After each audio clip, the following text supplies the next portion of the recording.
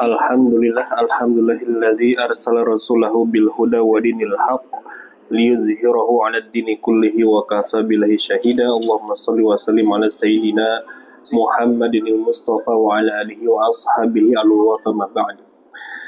Rabbi shrah li sadri wa yassir li amri wa hlul 'uqdatam min lisani yafqahu qawli. Qala Rasulullah sallallahu alaihi wasallam, inna ad-dina an-nasihatu. Qulna liman ya Rasulullah? Qala lillahi wa li kitabihi wa li rasulihi wa li a'immatil muslimin wa ammatihim. Teman-teman yang dirahmati Allah, puji syukur kita panjatkan kehadirat Allah Subhanahu wa taala yang senantiasa memberikan segala kenikmatan kepada kita dan kesempatan yang luar biasa setiap harinya agar kita memperbaiki kualitas kita sebagai hamba Allah Subhanahu wa taala. Dan tidak bukan tujuan kita hari ini tentu perlu diperbaharui terus, dipertahankan terus-menerus, agar tujuan kita yaitu agar berbahagia selama-lamanya abadan abada di jannah atau di surganya Allah Subhanahu wa taala. Dan diniatkan segala aktivitas kita di setiap harinya adalah untuk beribadah, menjalankan ibadah kepada Allah. Jadi tidak hanya bekerja, tidak hanya mencari nafkah, tapi ya, karena mencari nafkah dan bekerja bagian daripada perintah Allah, maka diniatkan ya menjalankan perintah Allah, sehingga segala aktivitasnya dinilai ibadah. Kalaupun ada kekeliruan, maka Allah segera mengampuni. Allah segera menuntun kita untuk meminta ampun kepadanya. Nah, kita berharap tuh kehidupan kita seperti itu aja. Ya. Nah, teman-teman adalah Allah, kita berdoa kepada Allah tentunya secara umum ya, secara global untuk negeri kita yang hari ini mudah-mudahan kita berharap Allah terus menjaga negeri ini, menjaga teman-teman kita, menjaga teman-teman mahasiswa, kemudian masyarakat Indonesia ya, yang sebetulnya beberapa hari ada beberapa aksi di Jakarta sana. Kalau ada beberapa kiriman yang saya dapat itu cukup mengerikan ya kondisinya ya. Kemudian mendengar dari orang tua murid yang memang waktu itu dia tinggal di Jakarta, hari ini di Bogor, pas di SMA itu tahun 98, posisinya memang lagi 98. Itu sangat mengerikan sekali ya, bahkan gak berani untuk ke sekolah. Kalaupun ada sekolah yang aktif, pulangnya tuh langsung bubar aja semuanya, gak ada yang berani nongkrong, sebegitunya. Bahkan keluar untuk jajan aja sampai gak berani. Itu menjaga diri sampai seperti itu di tahun itu. Nah, maka kita berharap kepada Allah, Allah tuntun semua ya, elemen masyarakat Indonesia, elemen penduduk dan rakyat Indonesia hari ini agar tidak terjadi hal yang tidak kita inginkan. Berkenaan dengan berbagai polemik, tapi ada satu hal yang luar biasa, Allah kemukakan kembali ulama yang luar biasa, Ibnu Harjo namanya. Cuma nama aslinya itu bukan itu, saya lupa nama aslinya. Ketika saya baca, ya nama aslinya bukan itu, nama sebutannya Mbah Rian, ya, dikenal oleh tetangganya sebagai tukang bangunan sehari-harinya. Ya, sebagai tukang bangunan. Ternyata ketika MUI Award kemarin, beliau mendapatkan penghargaan MUI Award sebagai peneliti kitab, dan keilmuannya diketahui, disahkan, dikenal oleh internasional. Tapi pekerjaannya tukang bangunan ternyata kesehariannya. Nah, dari situ Allah angkat derajatnya. Dari situ orang tahu bahwa orang ini orang berilmu. Dan itulah yang dinamakan mutiara. Mau gimana pun ngumpetnya, ya, di lubang manapun kalau di mutiara tetaplah mutiara. Mau di ribuan meter kayak si perusahaan yang di Papua Freeport ya, tetap aja digali, emasnya dapat. Nah, itulah emas.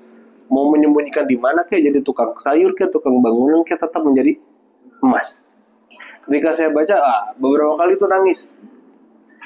Kadang ya dalam diri ini dikenal sebagai guru ngaji, dikenal sebagai ustadz, beberapa kali diamanahi untuk ceramah. itu pengennya diagungkan aja, pengennya dikerenin aja, pengennya dibagusin aja namanya, pengennya kayak dihargai aja. Ternyata ini ada sosok ulama yang luar biasa tuh, menyembunyikan dirinya sendiri. Makanya nama sebutannya ada Ibnu Harjo, ada Mbah Riyad, tapi nama aslinya tuh bukan itu tuh. Pas saya baca di blognya MUI itu bukan itu nama aslinya.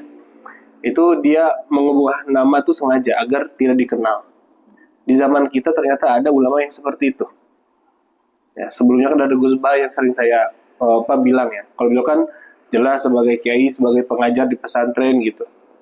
Tapi lo profile dan untuk keduniaan tuh ya biasa aja. Nah ini yang lebih biasa lagi. Dia ngumpetin dirinya sebagai tukang bangunan, ternyata sebagai ulama besar, ulama kabir, dan dikenal oleh internasional. Jadi orang Indonesia sedikit yang kenal, tapi ulama internasional banyak yang mengetahuinya, kan luar biasa ya. Kayak berita demo di di TV nasional nggak ada, TV Jepang ada, TV Korea ada. Nah, tapi berarti ini demonya demo kabir nih, ya. Demo yang luar biasa. Nah, seperti itu. Sebelumnya berita MUI World ini ada kejadian seorang ustadz ya yang mengomentari di sebuah pernikahan artis lah katakan, ya. Tapi kurang baik penempatannya. Isinya nasihat sih, tapi kurang baik. Yang masalah ustadz sama menasihati seorang DJ itulah. Nah, itu dibahas oleh NU online ya. Ini menjadi ilmu tambahan buat kita bahwasannya agama itu nasihat betul. Tapi nasihat itu yang harus kita pikirkan adalah isinya. Sebelum isi, yang harus kita perbaiki adalah niatnya. Kemudian isi nasihatnya. Apa yang mau kita sampaikan. Yang ketiga, cara penyampaiannya. Jadi dalam Islam itu diatur gimana caranya menyampaikan nasihat. Para ulama mendefinisikan nasihat itu sebagai upaya mengajak seseorang ya kepada perkara yang mendatangkan kebaikan. Nasihat itu harus mendatangkan kebaikan. Jangan menasihati ujungnya malah jadi menjelekin atau mendatangkan keburukan, orang tuh jadi marah. Makanya kalau kita nggak bisa nasihatin, maka jangan coba-coba menasihati lah. Apalagi lagi emosi terus nasihatin, nah, itu akan keliru bahkan. Jadi ada kondisi-kondisi yang harus dikondisikan ketika kita akan menasihati seseorang. Kata ulama,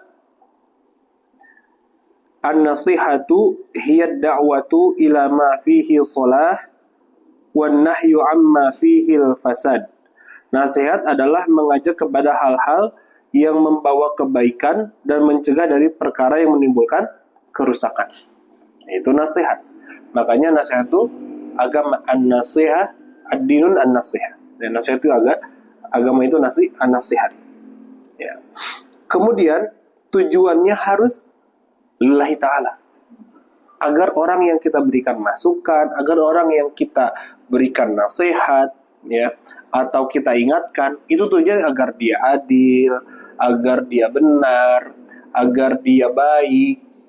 Kalau dia memperlakukan teman-temannya kurang baik, agar dia memperlakukannya teman-temannya agar lebih baik lagi. Dia perlakuannya baik sih, suka ngebayarin sih, suka ngejajanin sih, tapi mulutnya kalau ngasih itu pakai kata-kata yang kurang enak gitu. Ini minuman orang kaya nih, itu kan miskin tuh. Udah cobain lah minuman orang kaya. Nah, suka ngasih sih, tapi mulutnya nggak bisa dijaga.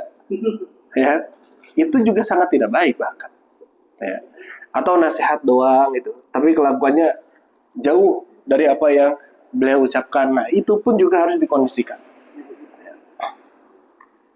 Kemudian Syekh Ibnu Hajar Al-Haytami, ya, beliau berkata, para ulama salaf terdahulu apabila hendak menasihati seseorang, maka menyampaikannya secara pribadi. Secara pribadi. Kalau dia antar lelaki bisalah berdua. Kalau dia akhwat harus ada orang ketiga sebagai saksi agar tidak terjadi hal yang tidak diinginkan. Ya, agar syahwatnya terjaga. Itu mau tidak mau, dimanapun tempatnya. Ya. Bahkan sebagian dari mereka berkata, al-mu'minu yasturu wa yansahu wal fajiru yahtiku wa yu'ayyir.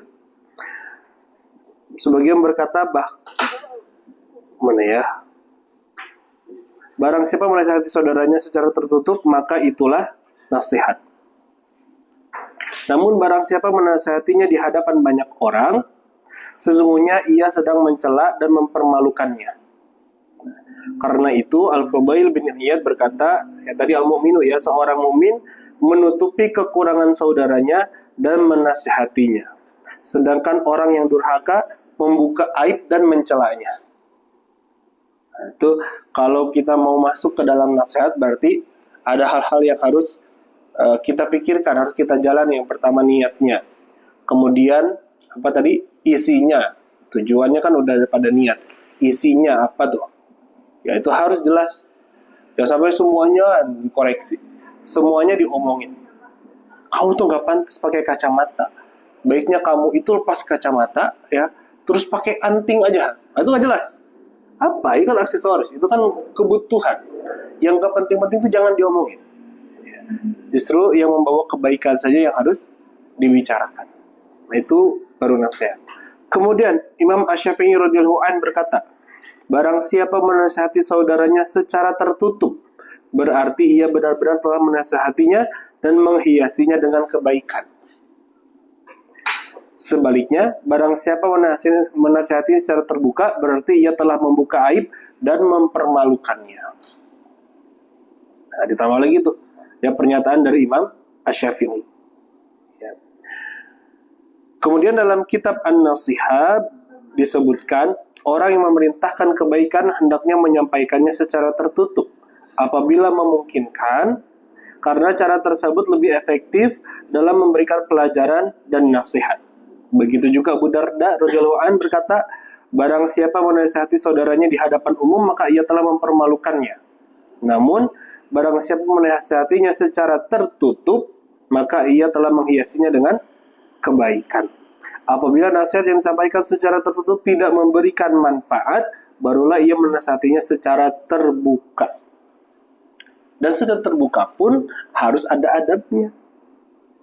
Jangan langsung udah nasihatin nih secara pribadi, 4 mata atau 6 mata ada saksi, misalnya seperti itu. Masih dinilainya masih nggak mudeng. Terus ditunjuk orangnya, nih kayak orang ini nih. Udah saya bilangin bla bla bla bla. Nah, itu juga nggak baik. Ya, kalau dalam situasi terbuka atau umum seperti itu. Nasihatnya secara umum, ya. Nah, tapi tujuannya lillahi ta'ala. Dan yang kedua, tujuan yang seringkali berbelok dalam hati seorang yang menasihati adalah dia ingin orang yang dinasihati itu dia menjadi baik karena nasihatnya. Boleh nggak? Orang nih lagi nggak suka sholat, orang nih lagi futur lah, terus menasihati lah kita. Terus kita inginnya tuh orang ini berubah karena nasihat kita. Boleh atau nggak? Enggak. Kenapa enggak? Karena nanti khawatirnya kita tidak lillahi ta'ala. Karena yang menuntun orang menjadi baik tentu hanya Allah Subhanahu wa ta'ala. Sebagaimana Nabi SAW ketika berdoa ingin semua umat manusia itu jadi Islam. Kata Allah, ya Muhammad, hidayah itu adalah urusanku. Tugas kau hanya menyampaikan, kita pun seperti itu. Kita hanya menyampaikan aja.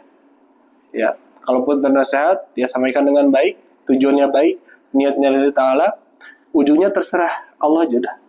Yang penting kita udah menyampaikan nasihat itu dengan baik. Nah, itu tentang nasihat. Jadi jangan sampai mentang-mentang yang nikahnya itu seorang DJ, ya udah gitu palu figur lagi. Terus dia bilang, nah nanti kamu jangan lagi kalau udah jadi istri jangan lagi terima saweran. Waduh, ya sawerannya dari suami aja. Wah, ya ada baiknya sih. Ya, karena ingin menasihati, tapi tempatnya di depan umum, kemudian kalimatnya yang dipilih juga kurang elok dan lain sebagainya. Ya, kita pun juga sama, apalagi kita adalah seorang muslim, ya yang mana apabila nasihat itu disampaikan dengan baik, maka akan berbuah menjadi pahala yang besar buat kita juga. Ya. Ada yang didiskusikan teman-teman dari hal nasihat ya. Ya. Berarti nggak boleh ya kalau ada orang bilang, oh ya aku sih orang kayak gini, aku ngomong emang belak-belakan gini, terserah orang mau nerima ya aku kan adanya gitu kan, kadang suka ada yang Ada, betul. ya. Jadi kayak apa namanya, kita harus mau menerima dia gitu, ketika dia ngomong depan umum, depan orang banyak post gitu ya, dia dalihnya karena saya memang gitu orangnya gitu. Makanya Umar bin Khattab masuk Islam itu jadi lembut. Kalau Umar bin Khattab jadi Umar yang dulu tetap yang dulu gimana? Ya, nggak ada yang mau masuk Islam, ya kan? Umar bin Khattab ini ngomong Islam jebret aja, kacau nih Islam jadi premanisme gitu. Ya, makanya Umar bin Khattab jadi preman pensiun. Nah, maka dalam Islam itu mau tidak mau ya ikutilah ilmu itu. Ya, maka ilmu itu sangat penting. Ilmu itu sangat penting. Ya. Kalau dia ada ilmu itu adalah sebuah bensin, maka kendaraan apapun bisa melaju dengan baik. Dan nggak cukup melaju, harus ada setirnya kan, harus ada alatnya untuk untuk sampai tujuan. Dan harus ada pengemudinya. Siapa pengemudinya? Ya keimanan itu. Ilmunya udah ada, ilmunya sih udah ada, tapi imannya karena kurang jadi ya udah merasa paling benar. Nah itulah jadi keliru. Ya, maka hal itu kurang tepat ya. Kalau kita dalam menasehati atau dalam diskusi kemudian pengakuannya adalah ya sama begini orangnya, itu kurang tepat. Karena dalam setiap diskusi, apalagi dalam setiap musyawarah, apalagi dalam nasihat yang tadi kita diskusikan, itu udah ada aturannya. Sudah ada aturannya. Bahkan dalam Al-Quran kan jelas kemarin kita diskusikan. Kalau kita mau menyampaikan sesuatu itu, ya diniatkan karena Allah agar pembicaraan itu nantinya menjalur kepada agama, menjalur kepada kebaikan, menjalur kepada kebenaran. Gak cukup benar, harus dengan cara yang baik. Benar sih nasihatin, biar kekeliruan itu hilang atau berkurang. Tapi harus cara yang baik. Dalam agama kan seperti itu. Benar dan baik, gak cukup benar aja. Ya, benar sih, khamr itu haram. Tapi apakah setiap warung yang ngejual ciu misal, atau ngejual khamr misal, langsung kita pakai bom molotov gitu? Saya mau jihad habis sholat isya, duar gitu. Apa kata orang tentang Islam nanti? Tadi, ya. Makanya harus ada aturan-aturan. Apalagi di Indonesia tuh kita udah tahu, dibuat aja aturan. Nah kita enak tuh, menindaknya, melaporkannya enak. Ya sama yang kasus LGBT. Sekarang tuh LGBT tuh di ini kalau nggak salah, mana ya bacaannya ya? Dirubah sebutannya tuh bukan LGBT lagi. Itu karena ulama mengkaji. Ya saya lupa namanya ya. Nah LGBT tuh jadi LGSP. Ada yang tahu nggak LGSP? LGSP itu lesbi, lesbi, gay, sodomi. P-nya tuh apa ya? Saya lupa. Oh, dan pencabulan. Lesbi, gay, sodomi, dan pencabulan. LGSP. Kenapa singkatannya dirubah? Karena mudah nanti ya merancang undang-undangnya. Tata kelola hukumnya mudah. Nah, agar nanti tindak lanjutnya atau untuk menjaga penyakit itu tuh lebih mudah. Nah, dari aturan yang mau ditegakkan. Nah, seperti itu. Ya. LGSP sekarang, jadi nggak lagi LGBT, LGSP. Nah, karena di peraturan negara kita tuh ya pakai itu. Kalau udah namanya pencabulan berarti pelanggaran. Ya. Kalau udah SS-nya apa tadi? Kalau udah sodomi berarti pelanggaran, masuknya hukum ranahnya. Nah kayak begitu. Ya nanti tindak hukumnya tuh lebih jelas dan lebih mudah. Gitu. Ya. Kalau transgender itu tuh nanti dia akan menutupi dirinya daripada HAM seperti itu. Ini kan HAM kan seperti itu ya. Nah, itu ulama kita udah sampai ke situ hari ini, alhamdulillah. Ya. Ya kemarin juga kita menang ya. Kita menang bahwasannya di MK putusannya kalau MBG ini nggak boleh lagi ngambil dana dari dana pendidikan. Nah, itu juga perkembangan yang luar biasa. Kita juga patut bersyukur hal-hal itu. Ya. Iya. Dan itu kan ada aturannya kan. Ya harus ke MK dulu, harus proses dulu sama. Seandainya orang-orang nih langsung menggeruduk aja, apa yang didapat? Luka-luka. Dibilang itu radikalisme tadi. Siapa nih penggeraknya? Oh, ini orang masjid. Radikalisme pasti. Oh, bukan orang masjid. Oh, terorisme berarti. Gitu aja gampang. Nah, maka semuanya ada mekanismenya. Begitupun juga syariat dalam Islam. Ada tata caranya. Bergaul ada tata caranya. Menasihati ada tata caranya. Ibadah, sholat, sedekah ada tata caranya. Semuanya ada caranya. Nggak bisa mentang-mentang saya nih pengennya tuh jadi hamba Allah yang luar biasa. Gajinya 1 juta. Ketika gajian bawa uang cash, melihat mana ya orang miskin ya. Saya langsung kasih aja semuanya. Dah, zolim gak tuh? Zolim sama dirinya sendiri. Padahal kata Allah cukup 2,5% di setiap penghasilan. Kayak gitu aja kita dikritisi. Padahal kan baik gitu. Ya baik untuk orang lain, orang kediri kita. Nah, kan, nanti kata temennya, nanti ente gimana makan? Saya mah nunggu Jumat berkah aja lah. Wah, repot ini. Ya. Iya. Nah, kalau enggak karena deket dompet duafa, jadi saya nunggu di situ aja lah, dompet duafa membagi lah. Gitu. Repot kalau prinsipnya kehidupannya seperti itu. Nah, jadi teman-teman, yang tadi Kania bicarakan itu kurang ditanyakan itu kurang tepat ya. Jadi kita semua ini nggak boleh ego seperti itu. Itu namanya ego lah tentu ya. Nggak mau mengikuti syariat. Kan semuanya sudah ada aturannya. Maka belajar ilmu syariat itu penting banget. Nah itu tadi kayak tadi. Ya. Ada lagi yang disebutkan tentang nasihat.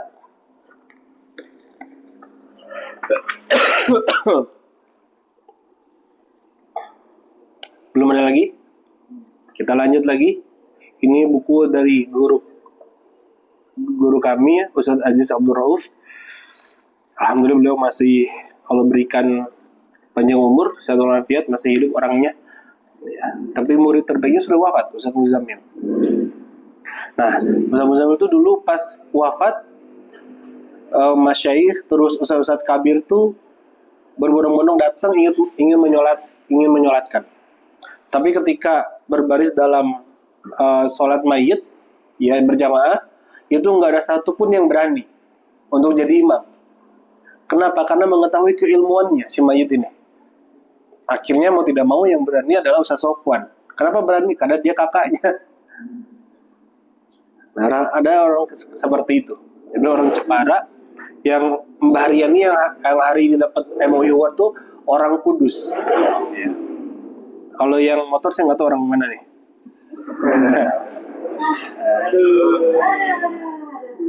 Nah, teman-teman Allah, ini berkenaan dengan perbedaan karakter suami dan istri ini karena bukunya tentang menembus badai rumah tangga dengan cahaya Al-Quran. Kenapa badai rumah tangga? Karena nanti insya Allah yang hari ini berumah tangga pun itu sedang menjalani ibadah yang luar biasa.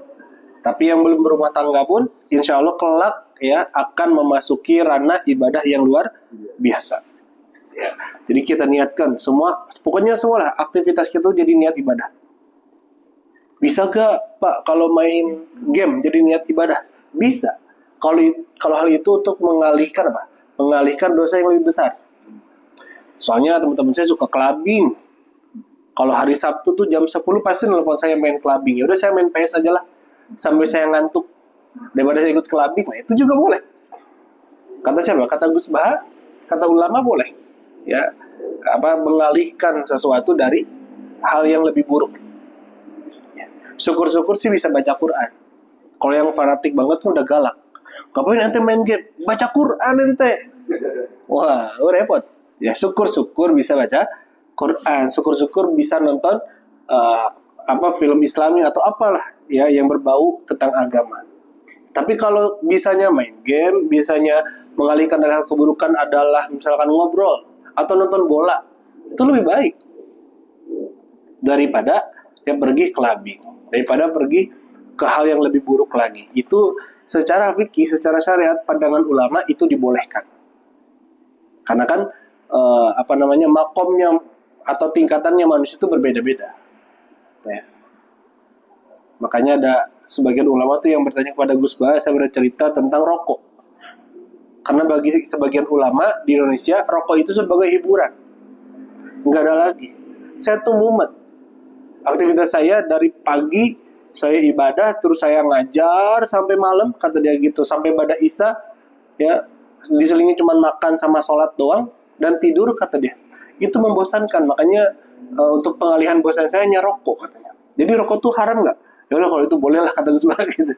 Karena untuk pengalihan, karena nggak mungkin saya nanti datang ke organ tunggal terus saya dangdutan, nggak mungkin, katanya gitu. Atau saya main judi, nggak mungkin. Maka untuk mengalihkan kebosanan itu saya merokok. Nah, sebagian ulama Indonesia ya ada yang begitu, ya. Tapi masih dimaklumi, ya. Karena mayoritas ulama internasional masih ada yang makruh. Kalau di Mesir sama Mekah sudah haram rokok, ya. Kalau saya gimana? Saya bukannya haram dan boleh. Kalau saya karena nggak suka aja. Ya, jadi sama sekali tidak tidak mau merokok gitu. Pernah gak nyoba? Pernah. Ya, tapi nggak ada yang cocok. Makanya Allah berikan nggak ada yang cocok kali ya.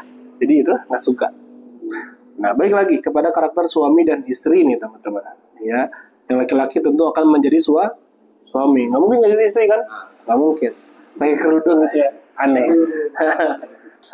Ya, atau berubah nanti jalannya.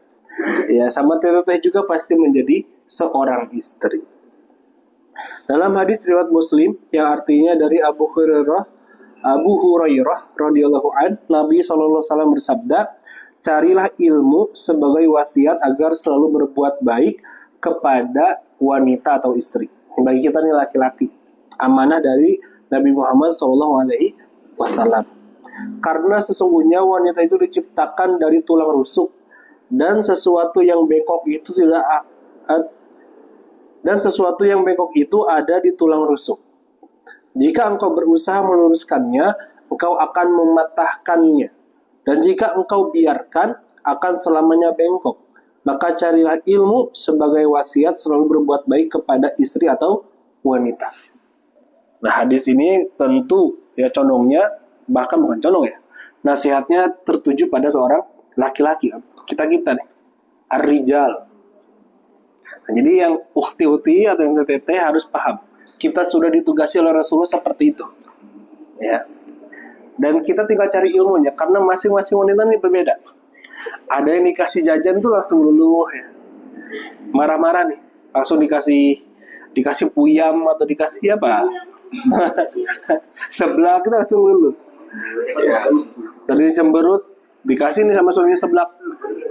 Umi mau nggak nih seblak, katanya. Masih cemberut. Yaudah aku suapin. Yaudah dikit-dikit. Ya. Pengen disuapin dikit-dikit. Ya.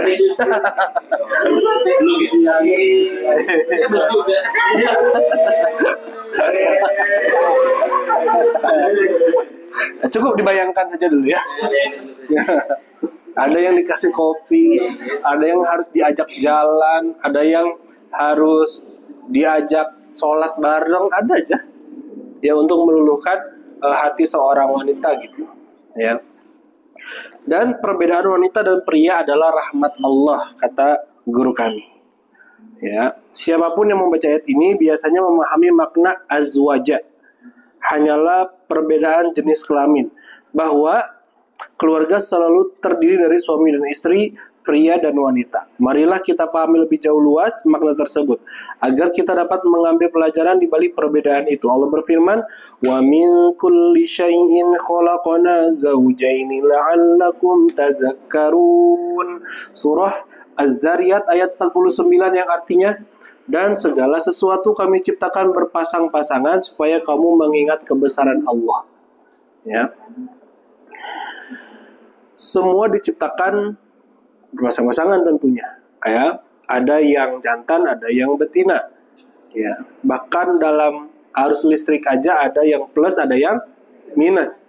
Ya, dan hal itu tentu agar apa? Agar seimbang. Ya.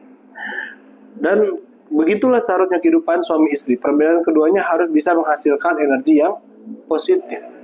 Kalau plus dan plus dari arus listrik aja, itu nggak akan nyala. Nggak akan ada arus listriknya. Maka ada plus dan minus. Perbedaan karakter. Kita sering mendengar rumah tangga yang sudah tidak harmonis dengan alasan ketidakcocokan. Nah, bab ini penting ya, karena kalau teman-teman baca survei di Dinas Sosial, perceraian di Kota Bogor ini meningkat sekali. Ya. Dan perceraian itu ada di usia-usia kita hari ini. Ya, pelaku perceraiannya ada di usia-usia kita. Ada yang cuma 3 bulan terus udahan, repot bener. 3 bulan doang. Ya. Benar ya? Sampai yang saya tahu itu ada yang hanya seminggu terus cerai. Ya nggak ngerti. Ya seminggu nggak ngerti. Capek-capek hajat ya, seminggu doang. Sehari. Luar biasa. Sehari ngapain?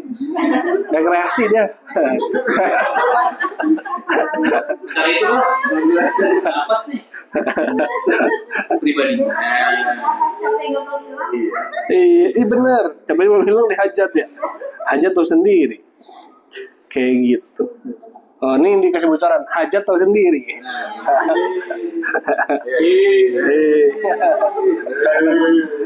Itu melelahkan secara fisik ya, yang bagi kita yang udah melaksanakannya begitu. Tapi kalau dilatihkan dengan ibadah, insya Allah akan ada saja jalan keluarnya. Ya. Padahal sudah jelas dari awal laki-laki dan perempuan memang berbeda. Perbedaan jenis kelamin harus dipahami dari segala sisinya. Misalnya, laki-laki bicara apa adanya. Ini secara umum ya. Karakter laki-laki itu bicara apa adanya. Ya. Perempuan dengan perasaan. Ya. Bila curhat, perempuan hanya ingin didengar, laki-laki menawarkan solusi. Benar atau enggak? Betul. Benar. Ya. Jadi kalau nanti istri-istrinya Kak Dani atau Kak Diva nyerocos saja, dengerin aja. Dengerin aja. Sebagaimana Nabi SAW, Umar bin Khattab, ya, Umar bin Khattab, ya, pernah kepergok diceramain istrinya. Dan apa yang dilakukan? Mendengar saja nunduk. Ya, iya aja. Ya, iya aja. Iya ma, iya mi, iya bun, gitu aja. Ya, daripada sih nggak masak-masak nanti, nggak mateng-mateng nanti nasinya. Kemudian berbelanja adalah kegembiraan bagi wanita. Bisa pakai. Namun sebuah beban yang melelahkan bagi laki-laki. Ini mah saya banget kayaknya. Kemudian perempuan, ya kata Aziz, perempuan butuh bicara jika tertekan, sedang laki-laki tidak. Jadi laki-laki itu kalau dia ada masalah, dia pasti diam, merenung. Dan teman-teman perempuan harus memahami karakter itu. Kalau laki-laki minta, aku pengen sendiri dulu, itu jangan cemburu dulu. Bisa jadi ada hal yang dia mau rumuskan solusi permasalahannya. Jangan diganggu, biar teman-teman. Jangan tiba-tiba nanti suami, Mi, aku pengen dulu ya sendiri sambil ngopi. Terus aku mau diajakin. Wah, kamu ada wanita lain. Pasti itu chattingan sama si ini sama si itu. Coba aku lihat chattingannya. Terus mana itunya, apa namanya, password Instagram kamu. Oh repot. Karakter laki-laki saya juga begitu. Tapi wanita memang perasa. Nah, saya pun juga mengalaminya. Saya bilang, Bun, saya pengen ke itu ya, apa namanya, ke Calv dulu misalnya, atau ke Kopi Nako dulu misal, atau di luar lah. Saya pengen sendiri dulu. Kok aku nggak diajak? Kamu ketemu sama siapa nanti di sana? Itu repot. Izin ya. Ya, padahal udah saya kasih tahu. Bab ini aja kita udah pernah baca berdua. Tapi tetap aja begitu. Ya, makanya tulang rusuk. Ya. Kalau kita paksa dia harus paham ini, bengkok marah-marah.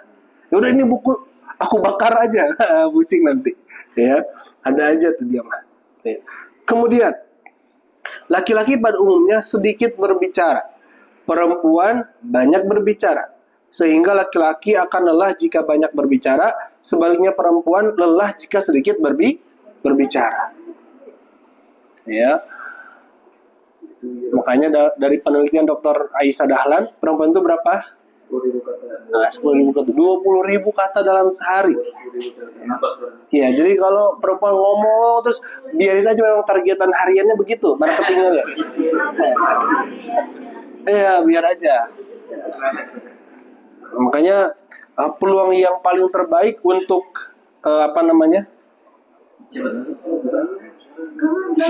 jalan. Siap. Kita break dulu ya, kita minum. Kita kembali langsung dulu ya. Ntar diedit ada iklan kalian ya. Balik.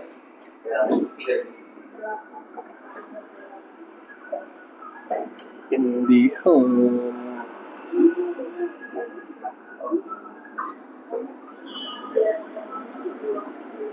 Insya Allah.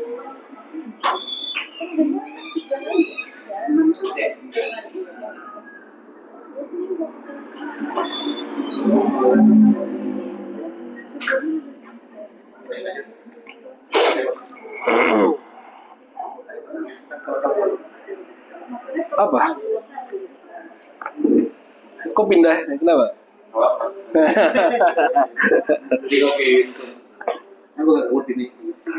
Lanjut lagi ya, ini perbedaan karakter laki-laki dan perempuan. Laki-laki berpikir secara logis, sedangkan perempuan lebih mendahulukan perasaan. Itu sudah tadi. Bila mendapatkan masalah, laki-laki cenderung menarik diri untuk memikirkannya, mencari solusi. Sedangkan perempuan memilih untuk membicarakannya. Ya, bahkan diulang-ulang. Laki-laki berpikir secara makro dan global, sedangkan perempuan lebih suka kepada hal-hal yang rinci. Nah, jelas, makanya dinobatkan sebagai Menteri Keuangan Rumah Tangga. Rinci mulu deh. Ya, bagi pengeluaran suaminya. Nggak ada yang kesinggung. Oke, baiklah. Lanjut lagi. Tidak ada ya. Berikutnya, otak perempuan terhubung lebih baik dari otak pria. Ya, dibuat untuk pekerjaan khusus. Dr. Robert Groski, ahli neurologi dari Universitas California Los Angeles, menemukan bahwa korpus kolosum pada otak perempuan lebih tebal daripada laki-laki, sehingga perempuan mampu mengerjakan berbagai pekerjaan yang tidak saling berhubungan dalam satu waktu. Misalkan memasak sambil mengasuh anak, sambil ngepel. Sedangkan laki-laki fokus pada satu pekerjaan. Makanya kita nih karakternya kalau lagi kerja terus kayak ditelepon lah, diganggu lah, ya, bahkan masih siang nih, jam pulangnya masih lama, itu udah diminta nanti kalau pulang bawa ini ya, itu kadang kita kalau nggak lupa ngerasa diribetin, karena memang karakter laki-lakinya fokus. Jadi kalau mau minta sesuatu atau minta tolong sama suami, ya kita tahu timingnya, tunggu dulu sampai jam pulang dia menuju jam pulang kerjanya. Nah, baru tuh diungkapkan. Ya, enaknya kayak gitu. Nah, maka laki-laki kalau diamanahi lagi jam kerja, apalagi masih pertengahan jam kerja, nah biasanya nggak fokus sama amanah yang berikutnya. Ya, atau amanah dari istrinya tuh nggak fokus. Dan memang itu karakternya. Ya. Dan kata Ustaz Aziz, itulah sunnatullah, karakter laki-laki dan perempuan. Sudah seharusnya menjadikan kita lebih saling memahami dan menyempurnakan satu dengan yang lainnya, ya. Kemudian mengatasi perbedaan karakter. Kayak Kungfu Panda ya gak? Yo, dong. Ya, mengatasi perbedaan karakter. Bagaimana suami istri dapat mengatasi semua perbedaan tersebut? Akhlak mulia adalah kunci dan solusinya. Akhlak mulia nih, sehingga suami istri akan siap saling memberi, mengalah dan memberikan yang terbaik bagi pasangan. Yang pertama, harus ihtisab kepada Allah, yakni bahwa apa yang dilakukannya kepada pasangannya merupakan amal solih. Ya, sebagaimana Surah An-Nisa ayat 19, wa'ashiruhunna bil ma'ruf fa in karihtumuhunna fa'asa an takrahu syai'a wa yaj'alallahu fihi khairan katsira.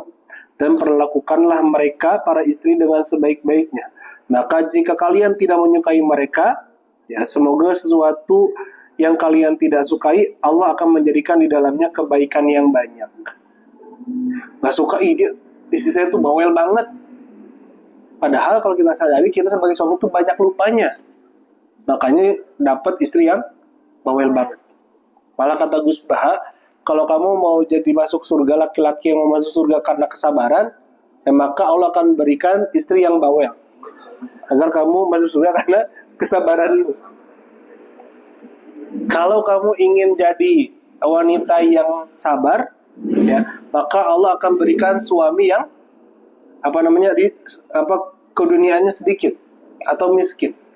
Maka kamu akan masuk surga wahai wanita yang yang bersabar lebih baik. Gitu. Ada yang seperti itu, ya. Pak, laki-laki saya mah udah ke ngasih duit mancing mulu. Nah, itu repot, ya. Tadi apa? Ihtisab kepada Allah, ya. Jadi berpositive thinking, berbaik sangka kepada Allah. Ya. Mungkin sesuatu yang kita nggak sukai kepada pasangan, nah itulah jadi pengingat atau jadi menjadi solusi kepada kekurangan kita sebagai suami atau istri. Yang kedua, mengikuti perilaku Rasulullah SAW dalam memperlakukan istrinya. Betapa mulianya suami yang senantiasa menghidupkan akhlak Rasulullah SAW dalam memperlakukan istri sebagaimana sabdanya dari Abu Hurairah radhiyallahu anhu. Nabi SAW bersabda, mukmin yang paling sempurna imannya, yang paling baik akhlaknya, dan sebaik-baik kalian adalah yang paling baik terhadap istrinya. Dibela lagi tuh sama Nabi, wahai para istri. Asik. Ya kita banyak tugasnya. Ya laki-laki kita banyak tugasnya. Yang ketiga, memahami bahwa istri adalah amanah dari Allah. Pasangan amanah dari Allah. Sehingga suami tidak akan menyanyiakan amanah tersebut dan siap mengalah demi kebaikan yang lebih besar. Rasulullah SAW bersabda yang artinya, takutlah kepada Allah dalam memperlakukan para istri. Kita kan istri aja ya, nggak pakai para ya. Nggak berani kalau pakai para. Parah tadi sini. Udah parah pakai parang lagi ya, repot. Nah. Kita aduin di surga nanti kepada Rasulullah ya. Rasulullah kita nggak bisa pakai para ini gitu ya. kata Nabi ya, itu nasib kamu lah. Karena kamu nggak pemberani. Nah, tapi Nabi nggak begitu, nggak kayak Ustadz di Indonesia. Ya, istri satu payah katanya. Ya, istri dua apa tuh? Keren. Istri tiga Superman. Terus istri empat apa gitu. Ternyata dia dilaporin sama istrinya. Asli. Ya di Bogor dia dilaporin sama istrinya. Ya karena apa gitu kasusnya. Ya. Istrinya sendiri yang keberapa gitu ngelaporin. Repot sendiri. Ya.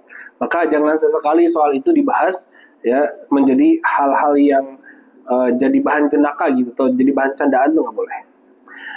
Takutlah kepada Allah dalam memperlakukan para istri. Sesungguhnya kalian telah menikahi mereka dengan amanat dari Allah dan kalian menghalalkan farjinya dengan kalimat Allah. Kemudian Rasul bersabda dari Ummi Salamah berkata, saya mendengar Rasulullah, wanita manapun yang meninggal dunia dalam keadaan suaminya ridho atau tidak tersakiti hatinya maka ia masuk surga. Nah ini salah satu kunci bagi para istri kalau masuk surga gampang ya, mencari ridho suami. Makanya istri kalau udah sakit, ayang ridho ya sama aku ya gitu. Kalau dia sakit, atau dia terbaring misalnya, ya. Ya. Tapi kalau suaminya imannya baik, ya, apapun yang dilakukan istrinya pasti ridho. Ya. Kekurangan yang dianggap kekurangan dari istrinya akan menjadikan ladang amalnya suami. Begitupun juga istrinya. Kekurangan suaminya akan diniatkan ya untuk menjadi ladang bagi istrinya. Nah, itu seperti itu. Terakhir, teman-teman ya. Coba renungkan peristiwa berikut ini kata Ustaz Aziz. Yang pertama, untuk pasangan suami istri. Kalau kita ribut dengan pelanggan, walaupun kita menang, pelanggan tetap akan lari dari kita sebagai pedagang. Apalagi ribut dengan pasangan. Jadi bukan soal menang dan kalahnya kalau ribut dengan pasangan, soal ridho dan tidaknya. Yang kedua, kalau kita ribut dengan rekan kerja, walaupun kita menang, tetap berdampak suasana kerja menjadi tidak nyaman untuk bekerja, sehingga menjadi tidak bersemangat. Benar atau enggak? Benar. Begitu juga ketika ribut sama pasangan kita. Walaupun kita ini benar, pasti nggak nyaman. Maka soal ridhonya lagi. Kalau kita sebagai atasan atau bos dengan bawahan kita, walaupun kita menang, bawahan kita menjadi tidak hormat dengan atasannya dan menurun loyalitasnya. Yang keempat, kalau kita ribut dengan keluarga, istri atau suami, walaupun kita menang, keharmonisan dan rasa sayang keluarga akan terganggu. Suasana interaksi antar keluarga menjadi hambar. Begitulah seterusnya. Siapa saja yang main menang-menangan tidak akan membawa kebaikan dalam kehidupan. Namun utamakanlah bermusyawarah, diskusi, ya, dan isar. Sadarlah kita ini hanyalah manusia yang lemah, sangat bergantung kepada orang-orang di sekeliling kita. Jadi jagalah ukhuwah, kebersamaan, dan saling tolong-menolong, terutama lagi antara suami dan istri. Saling mengalah tidak hanya membentuk akhlak yang mulia, tapi pahala yang melimpah dari Allah Subhanahu wa Ta'ala. Yang berikutnya, yang kelima, akhlak seorang muslim yang sejati sesungguhnya terukur dari akhlaknya bersama keluarga, bukan dengan orang-orang eksternalnya. Mereka yang akhlak dengan keluarganya baik, niscaya akhlak dari orang-orang di sekitarnya juga akan lebih baik. Saya di kalimat ini saya baru dapat laporan, jadi ada seorang jemaah ibu-ibu, dia sekarang tuh sakit, si ibu ini tuh. Ya, diurusnya sama adanya, sedangkan adanya tuh punya jarak rumah yang cukup jauh, walaupun sesama Bogor ya. Saya tanya, kan si teteh anaknya ada bu, saya bilang gitu. Anaknya sibuk pak katanya, kan bukannya udah nggak kerja, saya bilang. Ya sekarang sibuk dia ngurusin di rumah yatim katanya gitu. Ya ibunya udah nggak bisa bangun, berbaring. Nah si ibunya ini curhat, coba tanyain sama Pak Ustadz. Saya itu kalau misalkan mau sholat itu jadi terganggu. Saya bilang terganggu kenapa bu? Karena saya kan sekarang pakai pampers. Saya mau sholat tuh kalau subuh. Sholat yang lain itu saya jadi nggak menjalanin. Karena saya udah buang air di tempat katanya. Sedangkan saya tuh masih sadar bisa kok berbuat apa-apa, cuman nggak bisa bangun aja. Jadi terkendala sama yang ngurus. Pampersnya pakaiannya kotor karena dia buang air di situ-situ aja. Nggak ada yang ngebantu untuk menggantinya. Sedangkan anaknya fokus dan sibuk untuk ngurus rumah yatim, masih di Bogor juga. Ya nanti kalau saya sebut nama rumah yatimnya teman-teman pasti tahu lah. Ya, nah ini kayak gitu tuh repot. Ya padahal Muslim sejati itu ya yang terukur akhlaknya bersama keluarga. Dulu murid-murid saya seusia siapa namanya? Fabian, banyak tuh. Waktu itu pas zamannya banyak komunitas anak-anak muda kayak teman hijrah, saya waktu itu bentuk sahabat masjid, itu kan banyak tuh event-eventnya. Itu hampir setiap pekan itu banyak aktivitas, bahkan sampai pulang malam. Akhirnya saya putusin, udah kita di wilayah kita aja, nggak usah keluar. Kenapa? Karena waktunya tuh terkuras di luar. Sedangkan untuk bantu-bantu ibu bapaknya di rumah tuh jadi berkurang. Akhirnya saya memutuskan, udahlah, kita eventnya sebulan sekali aja. Ikutnya sebulan sekali aja, nggak usah keseringan. Sedangkan orang tuanya saya dengar, kalau ini sih masih sendirian, cucian numpuk gak ada yang bantu, gitu-gitu kan saya ngeliat statusnya, karena ibu bapaknya saya kenal ya. Nah ini jadi repot. Ya akhirnya kita rubah skemanya. Ada yang seperti itu ya teman-teman. Umar bin Al-Khattab berkata, jika engkau ingin mengetahui akhlak temanmu yang sesungguhnya, ketahuilah dirinya dari 3 hal, kata Umar. Yang pertama, ketahuilah saat engkau pergi jauh bersamanya. Makanya kalau orang-orang yang suka naik gunung atau hiking, dia suka jadi patokan. Ini teman saya ego atau enggak nih?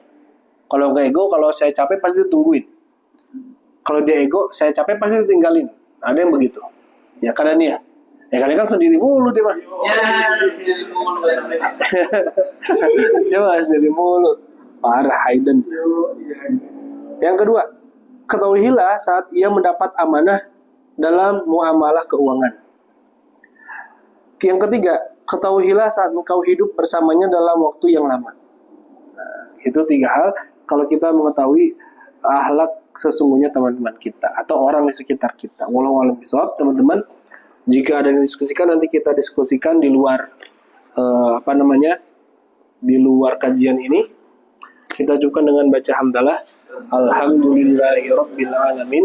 Istighfar. Astagfirullahaladzim. Doa menutup majelis.